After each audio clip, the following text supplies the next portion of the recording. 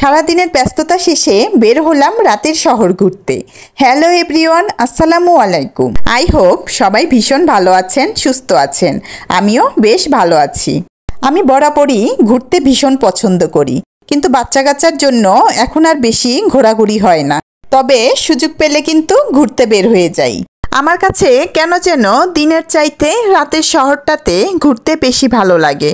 আমার ভাই আর আব্বু আসছিল, এদের সুবাদে আবারও একটু ঘোরার সুযোগ পেলাম। সবাই মিলে বের হলাম রাতের শহর ঘুরতে। মেট্রো রেল করে পুরো শহরটা ঘুরলাম। ঘুরতে ঘুরতে পেটেও ঘুরপাক শুরু হয়ে গেছে ক্ষুধায়। অনেক বেশি ক্ষুধা লাগায় ভাবলাম থাক আর ঘুরবো না, আগে কিছু খেয়ে নেই।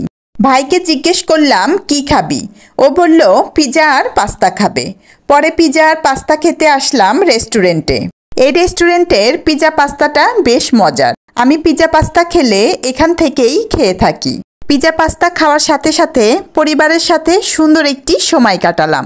আমরা এখন সবাই ব্যস্ত থাকি, তারপরেও একটু সময় পেলে পরিবার নিয়ে একটু ঘুরতে যাওয়া, একসাথে খাওয়া দাওয়া করা, পরিবারকে সময় দেওয়া খুবই প্রয়োজন। এতে করে সম্পর্কগুলো ভালো থাকে। একটা জিনিস কি জানেন, সব কিছুরই যত্নের প্রয়োজন আছে।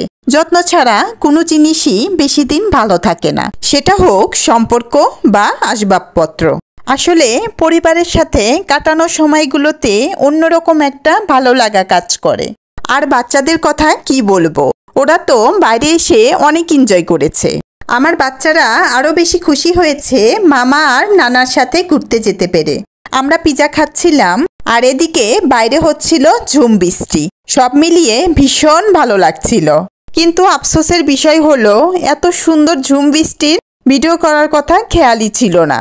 এখন এডিট করার সময় মনে হচ্ছে বৃষ্টির ভিডিওটা এই ভিডিওতে অ্যাড করলে অনেক ভালো লাগতো। যাই হোক, এই ছিল আমাদের রাতের ঘোরাঘুরি। সবাই ভালো থাকবেন, সুস্থ থাকবেন। আল্লাহ হাফেজ।